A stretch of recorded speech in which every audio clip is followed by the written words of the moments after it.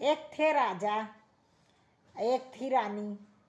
तो रानी बोली राजा से, राजा मैं अपने मायके जाऊंगी।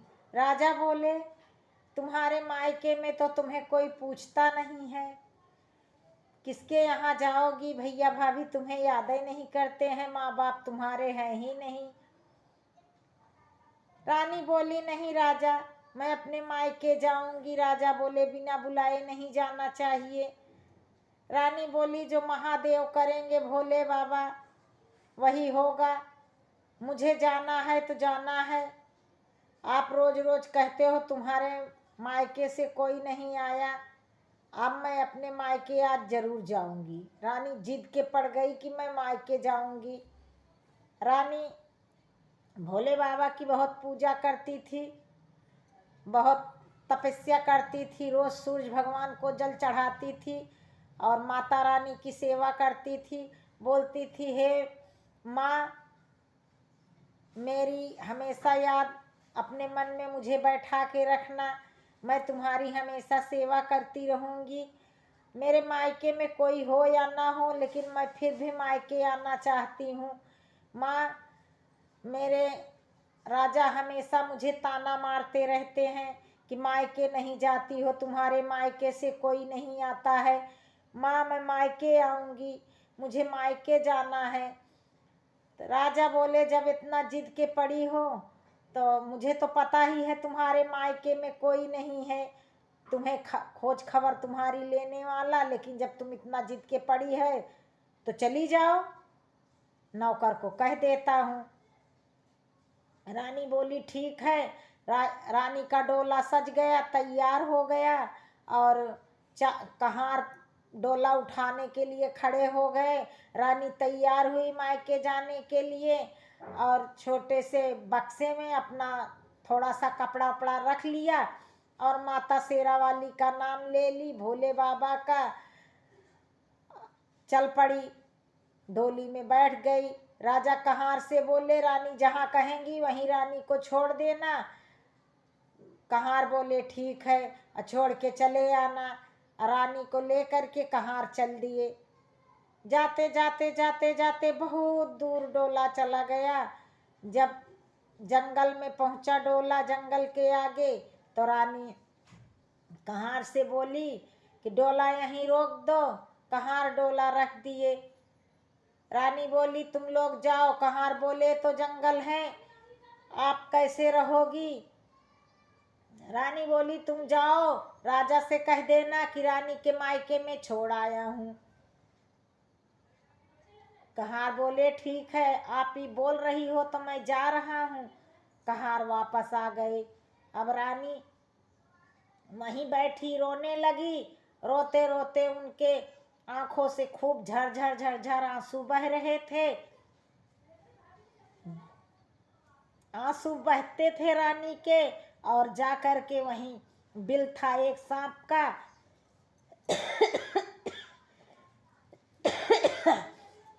उसी में गिर जाता था।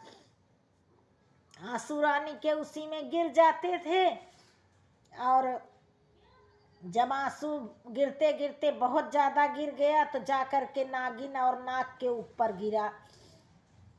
हाँ, नाग और नागिन के ऊपर आंसू इतना बहे कि वो नाग नागिन का जो घर था वहाँ एकदम पानी ही पानी हो गया।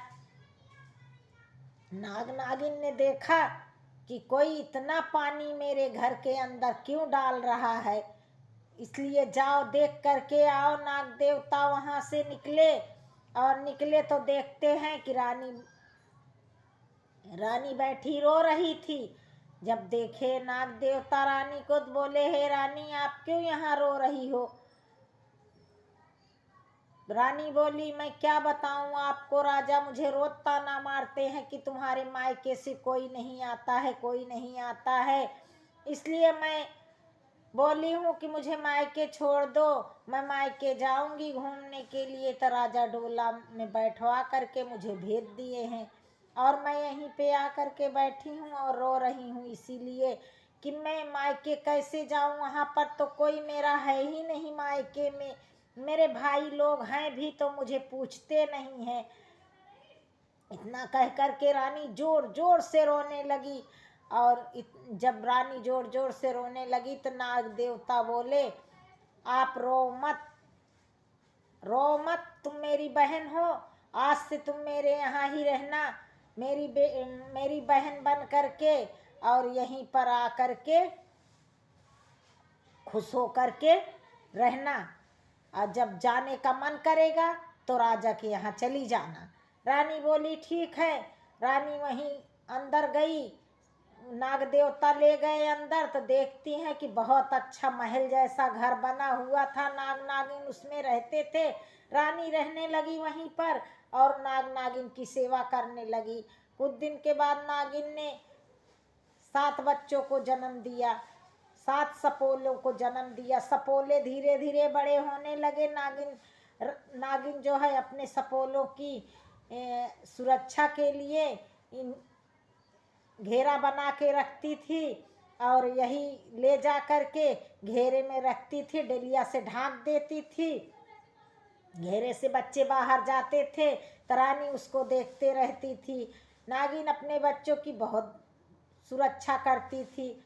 एक दिन शाम को जब दिन में जब धूप हुआ, सपोले बाहर निकल करके इधर उधर घूमने लगे और सारे सपोलों को शाम को इकट्ठा करके रानी जब ढांकने के लिए गई तो जो सबसे बीच का सपोला था, उसके 6 नंबर का, उसके ऊपर पूंछ के ऊपर डलिया पड़ गई और कट गई पूंछ। जब पूंछ कट गई तो जब खेलने जाता था तो सारे सपोले उसको बोलते थे, अरे पूंछ कटा है, ये पूंछ कटा है, बाड़ा है, बाड़ा है। उसको बाड़ा बाड़ा करने लगे। धीरे धीरे वो बड़ा होने लगा। रानी जो है अब बोली कि राजा हमें लेने तो आए नहीं, अब मैं जाऊंगी, मुझे जो है राजा के घर जाना है, राजा के घर जाना है। नाग बोले ठीक है, अगर तुम्हें जाना है तो डोला कहार में बैठ कर के चली जाओ अपने घर।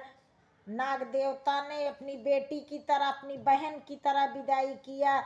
रानी को खूब ढेर सारा धन दौलत सब कुछ दे करके विदा कर दिया। रानी चली गई अपने ससुराल और ससुराल जा कर के अपना रहने लगी। इधर धीरे धीरे वो सपोला बड़ा होने लगा। जब उस खेलने जाता था तो उसको सब कहते थे बड़वा आया, बाड़ा आया, बाड़ा आया। उसको बहुत गुस्सा आती थी। अब वो बहुत बड़ा हो गया था। एक दिन बोला, माँ मैं बाड़ा कैसे हो गया मुझे बताओ। नागिन ने कहा बेटा क्या बताऊं। बोले नहीं बताओ मैं बाड़ा कैसे हो गया, क्या मैं बाड़ा पैदा हुआ था। बोली नहीं बेटा, तुम्हारी एक बुआ आई थी, मनुष्य जाति की थी और रोज तुम्हें ढांकती थी, उसी ढांकने में ही पूंछ पे पड़ गया और कट गया, तब से तुम बाड़ा हो गए। बोला ठीक है। गुस्से के मारे बोला मैं जाऊंगा और उनको भी उनके पति को काट करके उन्हें विधवा बना दूंगा। गुस्से के मारे चला वहाँ से। माँ और पिताजी उसके मना करते रहे, नहीं बेटा वो तुम्हारी बुआ है मत जाना, लेकिन माना नहीं। चल दिया वहाँ से। गुस्से में लपकते लपकते चला जा रहा था और पहुँच गया जा करके रानी के घर। रानी के घर जा करके पहुँच गया। शाम को ही जूते में बैठ गया राजा के। बोला सुबह जब राजा जूता पहनेंगे तभी मैं उनको काट लूँगा, राजा मर जाएंगे, रानी विधवा हो जाएंगी। मरे गुस्से में उसी में बैठा था और बैठा देख रहा है कि शाम को रानी नहा धो करके, शाम को सो गई, सो करके उठी, नहा धो करके सबसे पहले जल लिया। जल ले जा करके सूरज भगवान को अर्पण किया और माता रानी की पूजा की। नाग नागिन को जल चढ़ाया और मनाने लगी कि हे सूरज भगवान, हमारा मायका बहुत बड़ा हो, अच्छा हो, सुखी हो मायका मेरा, और मायका मेरा बहुत अच्छा हो, यही बड़ा आदमी बने मेरे भैया भतीजा। उसके बाद बोलने लगी हे सूरज भगवान, कहने लगी नाग बाढ़े, नागिन बाढ़े, नागिन के सातों बच्चे बाढ़े, उनके साथ हमारे बाड़े बूढ़े हमारे भैया भी बाढ़े। इतना जब कहने लगी और कह करके रोने लगी कि मेरी गलती को हमारे हे माड़े भैया माफ़ करना, मैंने गलत कर दिया है, इतना मेरे से गलती से कट गया था पूंछ। रोज यही मनाती थी और सूरज 2 दिन ऐसे बैठ करके वो देखा, रोज सूरज भगवान को जल डालती थी, रोज यही मनाती थी सुबह शाम। इतना देख करके उसके आंसू गिरने लगे। सोचा देखो मेरी बुआ कितना हमारे लोगों के लिए मन्नत मान रही हैं, और मैं इनको विधवा करने चला था। तुरंत वापस चला गया अपने घर और जा करके घर में चुपचाप बैठ गया। उसकी माँ नागिन बोलती है, बेटा बुआ के घर गए थे, वहाँ तुमने फुफ्फा को काट लिया होगा, बुआ विधवा हो गई होंगी, कितना बड़ा अनर्थ करके आए हो। बोला नहीं माँ, बुआ अच्छी भली हैं, फुफ्फा को हमने काटा नहीं, मैं वैसे ही छोड़ के चला आया हूँ। हमारे लोगों के लिए रोज दुआ करती हैं बुआ, वो अपने घर में बहुत सुख शांति से हैं। नागिन बोली ठीक है बेटा, चलो तुम्हें सद्बुद्धि तो आई। नाग नागिन की जय हो।